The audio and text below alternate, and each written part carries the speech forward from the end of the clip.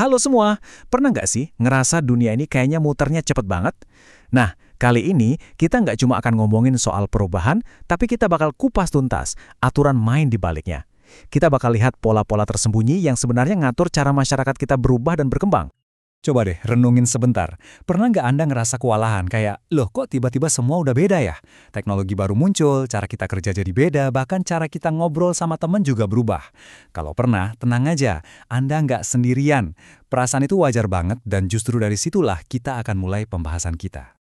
Tapi gimana kalau saya bilang di balik semua yang kelihatannya acak-acakan dan bikin pusing ini sebetulnya ada polanya. Ada aturan-aturan main yang nggak kelihatan yang mengatur evolusi masyarakat kita. Dan kalau kita paham polanya, wah itu kuncinya. Bukan cuma buat selamat, tapi buat benar-benar berkembang di tengah gempuran perubahan. Oke, kita langsung masuk aja ya. Aturan nomor 1, ini yang paling dasar, paling fundamental. Soal, ya hakikat dari perubahan itu sendiri. Prinsipnya simple banget sebenarnya. Mau kelihatannya sestabil atau setenang apapun sebuah masyarakat, di dalamnya itu dia selalu bergerak. Jadi perubahan itu bukan kejadian jedar sekali doang, bukan. Dia itu sebuah proses yang jalan terus, non-stop, dan gak bisa dihindari. Bisa dibilang, inilah detak jantung peradaban kita. Nah, karena perubahan itu jalan terus, pertanyaan selanjutnya kan, gimana cara dia menyebar? Disinilah bagian serunya.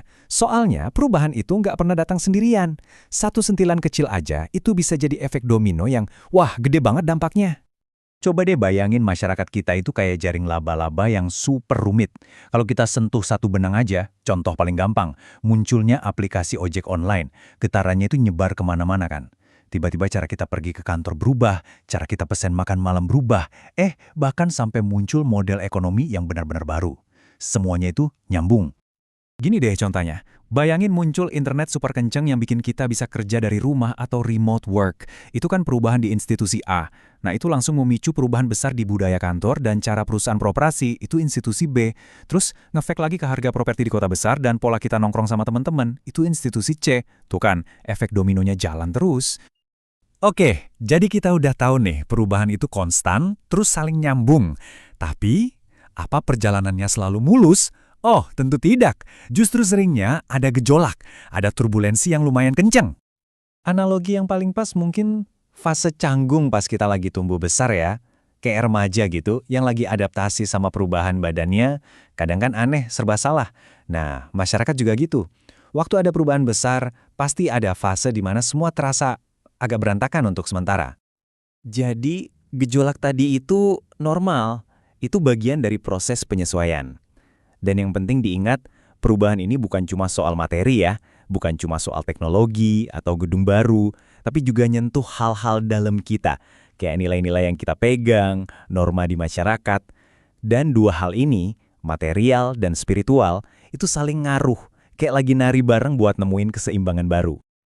Oke, perubahannya ada, efek dominonya ada, gejolaknya juga ada. Terus gimana? Nah, disinilah poin paling krusialnya. Gimana cara kita merespon semua ini? Ini yang ngebawa kita ke aturan terakhir. Dan menurut saya, ini yang paling powerful. Aturan yang bisa ngubah kita dari penonton jadi pemain utama. Ini dia intinya. Ini bukan sekedar kutipan. Ini soal mindset. Pertanyaannya simple. Kita mau pasrah aja ke bawah arus atau kita mau jadi orang yang ikut megang kemudi? Kita mau jadi korban atau jadi penentu? Perbedaannya jelas banget kan? Di satu sisi ada si korban yang sifatnya pasif, cuma bereaksi terus ngerasa kewalahan, tapi di sisi lain ada si penentu. Mereka proaktif, mereka coba ngerti ini ada apa sih sebenarnya, dan mereka ikut serta ngebantu ngarahin perubahannya mau kemana. Jadi pada akhirnya kuncinya cuma satu, respons kita. Perubahan itu pasti datang, gelombang itu pasti datang. Tapi dengan kita ngerti aturan-aturan ini, kita jadi punya pilihan. Kita jadi punya kekuatan buat milih. Kita mau gimana? Mau siap-siap bangun perahu? Atau ya udah pasrah aja ke bawah ombak? Jadi, saya mau tinggalin satu pertanyaan buat Anda renungkan. Nanti, waktu Anda lihat ada gelombang perubahan berikutnya datang, entah itu di kerjaan, di lingkungan rumah, atau bahkan di hidup pribadi Anda, coba tanya ke diri sendiri, peran apa yang akan saya ambil? Karena pilihannya, pada akhirnya, ada di tangan kita masing-masing.